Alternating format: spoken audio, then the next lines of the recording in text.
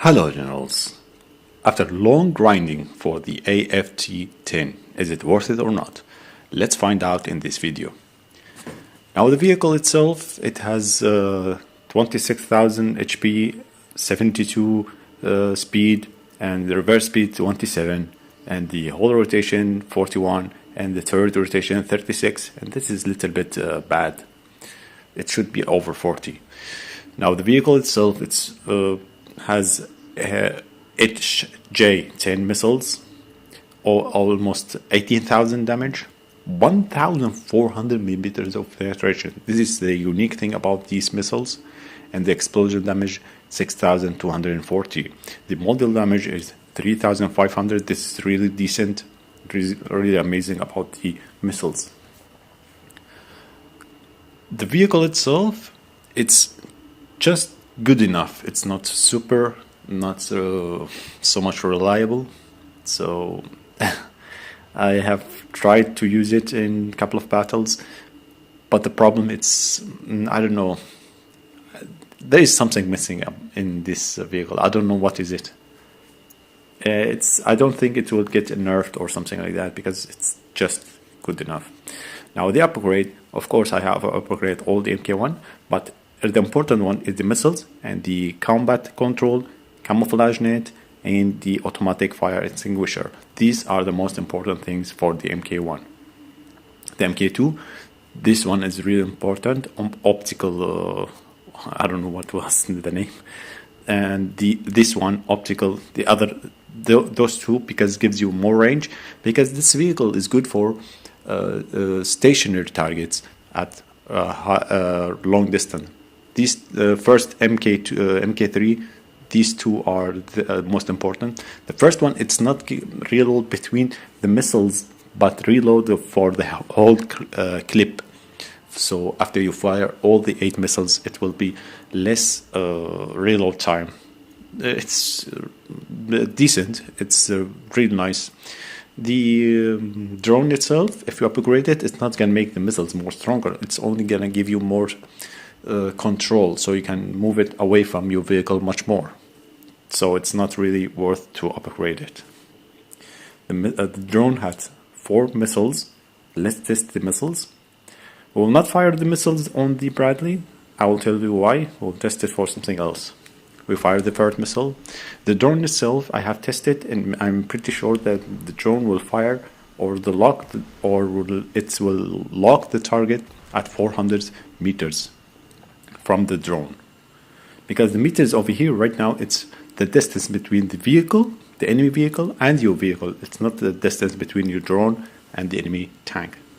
Now, after you fire all the missiles, of course, you can go for kamikaze. This has full HP. Let's see how much damage we'll do. Let's find out. We lowered down, I think, about like 1,000 or 2,000 HP. Yeah, this is the potential of the kamikaze drone. Of course, if you lose the drone, you will lose a little bit of range detection for yourself and your team. This is the downside. Now the missile, as you see, it's really strong and has really good potential. Now we'll fire at the Bradley at the reactive armor. The reactive armor is supposed to stop the missiles, but here it keep going through because 1,400 millimeters of penetration, and it still will do some damage to the tank. Now we'll fire over here on the sandbank just to clear the objects, to fire another missile after it. Now let's test the missiles on the M60 at the most angled parts.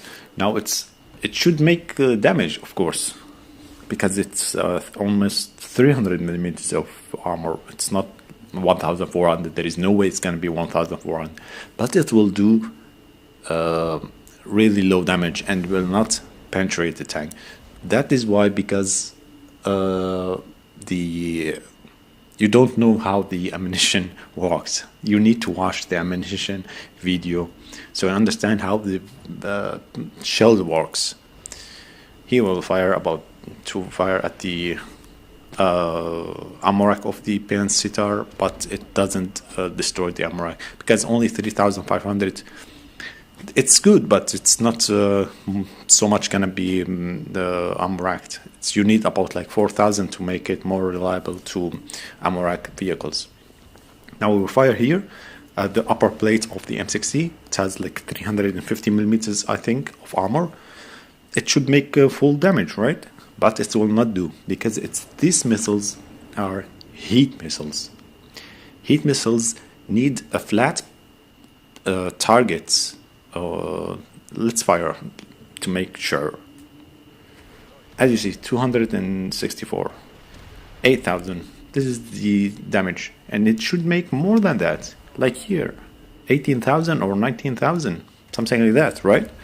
But the problem is, as I said, the heat ammunition need a flat target, and I show it in the ammunition video about how it works in a photo, so you can check it out and make sure why this happening. So we'll fire right now on the Leopard, the most armored part of the Leopard, and that is the turret, the frontal turret. This has because 1,400, 1,500 millimeters of armor. Let's test the capability. Of course, there is a weak spot on the Leopard and the Abram tier 3, and it is between the turret and the hull. If you fire over there, it will make them penetration. Here I'm firing at the turret itself. As you see, only 89 damage. We'll fire again, 60 damage. Now let's fire at the weak spot. As you see, the weak spot is the lower, between the turret and the hull. It will do the penetration. Now let's test the missiles against the aircraft. Now the problem is it cannot hit the targets reliably, because you need the machine gun to guide the missile much easily. You fire the missile, switch to machine gun fire. With the machine gun, the missile will almost automatically guide it to the target. This will help a lot. But here, unfortunately, we don't have a machine gun, so it's going to be really difficult to hit the aircraft. And even the ground targets, if they are moving, there is big chance to miss your targets. So it's good for long range attacks to fire at the enemy. But the problem, if they are firing machine gun, they will interrupt the missile.